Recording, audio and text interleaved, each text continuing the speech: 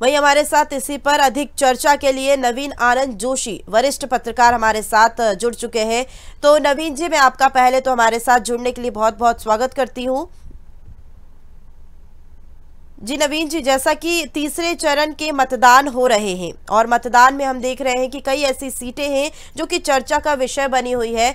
मध्य प्रदेश की बात करें तो गुना सीट को लेकर काफी चर्चा है, क्योंकि बीजेपी की ओर से सिंधिया को मैदान में उतारा गया है। क्या कुछ कहेंगे आप और क्या कुछ मुकाबला हमें देखने को मिलेगा? देखिए, सिंधिया जी का गुना सीट से ये वाला चुनाव इसलिए महत्वपूर्ण हो जाता है कि पिछला चुनाव उनके हारने के कारण पूरे देश में चर्चा में रहा था जब वे कांग्रेस में हुआ करते थे, और उन्हें हराया भी उसी व्यक्ति ने था, केपी सिंह यादव, जो उनके कभी सहायक हुआ करते थे, जो उनके कभी वाहन चालक हुआ करते थे। तो गुना संसदीय सीट पे नजर सबकी इसलिए है कि इस बार वो भारतीय जनता पार्टी की सीट से चुनाव लड़ रहे हैं, और 2019 में जो परंपरागत सीट वो हारे थे, इस बार क्या वे भाजपा के दल से लड़ करके इस सीट को जिताते हैं, क्योंकि ये सिंधिया परिवार का गढ़ रही है। इस सीट से वे लंबे समय से चुनाव जीतते आ रहे हैं, और पिछला चुनाव किन्हीं परिस्थितियों में उन्होंने गंवा दिया था। तो इस बार गुना लोकसभा सीट पर सबकी नजरें लगी हुई हैं, क्योंकि यादव बाहुल्य वोट है वहां पर, और केपी सिंह यादव को इस बार भाजपा ने टिकट नहीं देते हुए सिंधिया जी को उतारा है।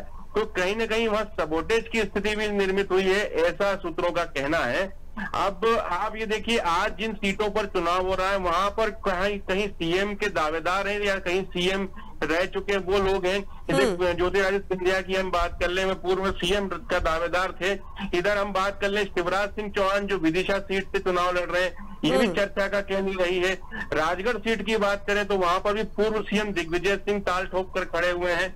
वे अभी मतलब ये मान के चलिए कि ये वो सीटें हैं जहां पर सर्वाधिक चर्चा है। अभी आप जिक्र कर रही थी ग्वालियर संसदीय सीट का, वहां भी भारत सिंह कुशवाहा और प्रवीण पाठक में मुकाबला है।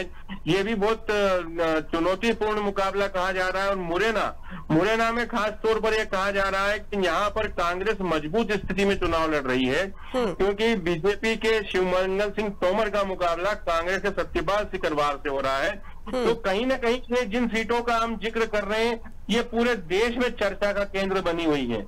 ये वो सीटें हैं जिनसे या तो मुख्यमंत्री निकले हैं या देश के केंद्रीय मंत्रियों का यहाँ से पहुंचाए गए हैं, उनको संसद में भेजा गया है।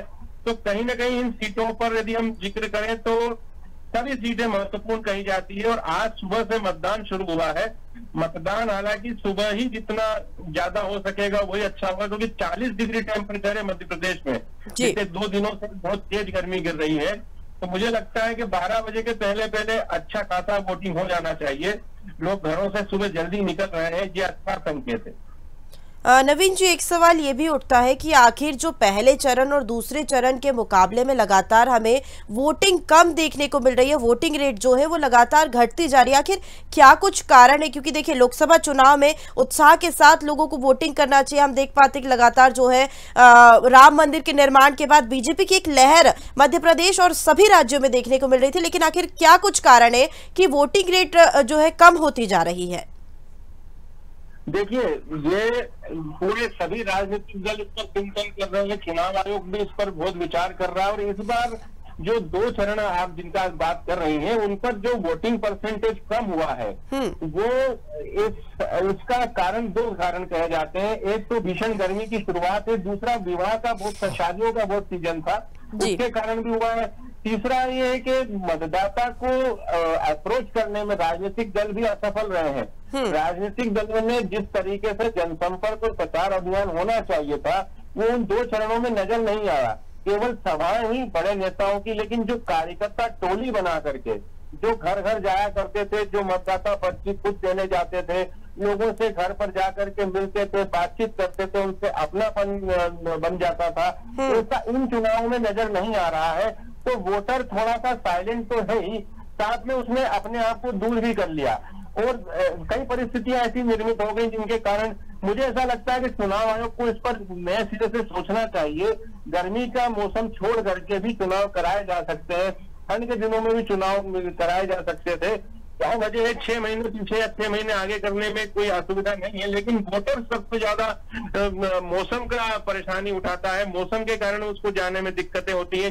शहरों में तो ठीक ठाक है, लेकिन ग्रामीण अंचलों में गर्मी का असर बहुत होता है और लंबी लंबी कतारें लगती हैं। और उन कतारों में अभी हालांकि मध्य प्रदेश में चुनाव आयोग ने ठंडा पिलाने के लिए, शरबत के लिए इंतजाम किए हैं कि दोपहर में जो भी मतदाता आएंगे उनके लिए छाछ का और शरबत का इंतजाम किया गया है। मैं समझता हूं कि इस तरह से चुनाव आयोग को ही कुछ अधिक पहल करना चाहिए, क्योंकि इसमें राजनीतिक दलों का बहुत ज्यादा उत्साह नजर नहीं आता है। इस बार के चुनाव में तो यही देखने को मिल रहा है, लेकिन होना यही चाहिए कि राजनीतिक दलों को केवल वोट के लिए प्रेरित करना चाहिए। वो किसे देते हैं, अपने आप को इस तरह से तैयार करें राजनेता कि जनता उनको चुनने के लिए अपने घर से मौसम के हालात के बावजूद घर से निकले, क्योंकि आप में ऐसा कुछ चुंबकीय व्यक्तित्व होना चाहिए जिससे लोग आकर्षण के कारण खिंच करके आए। क्योंकि कांग्रेस हो या भाजपा हो, हमारा दो ही दलों की राजनीतिक व्यवस्था है। जब दोनों दलों की हम बात करते हैं तो एक उदासीन है और एक बहुत ज्यादा उत्साह में है। भाजपा अधिक उत्साह से काम कर रही है तो वे मतदाताओं के पास नहीं पहुंचती, और कांग्रेस बहुत उदासीन है इसलिए वो मतदाता के पास नहीं पहुंचती।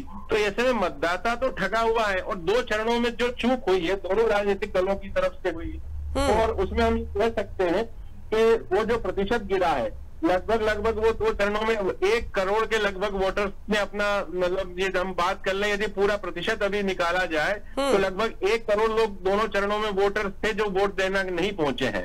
ये जानकारी निकल के आई है। और दूसरे चरण में भी यही स्थिति रही। मतलब ये दोनों चरणों का हम यदि देखें तो अधिकांश, मतलब 13% तो महिलाओं के वोट घटे हैं और पुरुषों में भी वोटों का प्रतिशत कम हुआ है। तो ये जो पिछले 40-50 वर्षों से जो चुनाव का जो मौसम बनता है वो धीरे धीरे उससे काफूर की हो रहा है, जबकि सबसे ज्यादा वोट डालने पर प्रचार किया जा रहा है कि वोट देना आपका अधिकार है, अपने घरों से निकलें और अधिक से अधिक संख्या में वोट करें। लेकिन बावजूद इसके पढ़े लिखे लोग इस अपील को नजरअंदाज कर जाते हैं और वे मौसम के कारण कहें या कुछ अपनी व्यस्तताओं के कारण कहें मतदाता मतदान स्थल पर नहीं पहुंचते। जी चलिए ठीक है नवीन जी, हमारे साथ जुड़ने के लिए आपका शुक्रिया, और आगे भी हम आपसे जानकारी लेते रहेंगे। तो लोकसभा चुनाव के तीसरे चरण का मतदान लगातार जारी है। तीसरे चरण में मध्य प्रदेश की 9 सीटों पर वोटिंग हो रही है। बता दें ग्वालियर, गुना, भिंड, मुरैना, भोपाल, विदिशा, राजगढ़, सागर और बैतूल की जनता नेताओं के भविष्य को ईवीएम में कैद करेगी। मुख्य निर्वाचन पदाधिकारी ने बताया था कि केंद्र पर बेहतर व्यवस्था की गई और पोलिंग बूथों पर भी मिनी ICU की तरह व्यवस्था नजर आ रही है।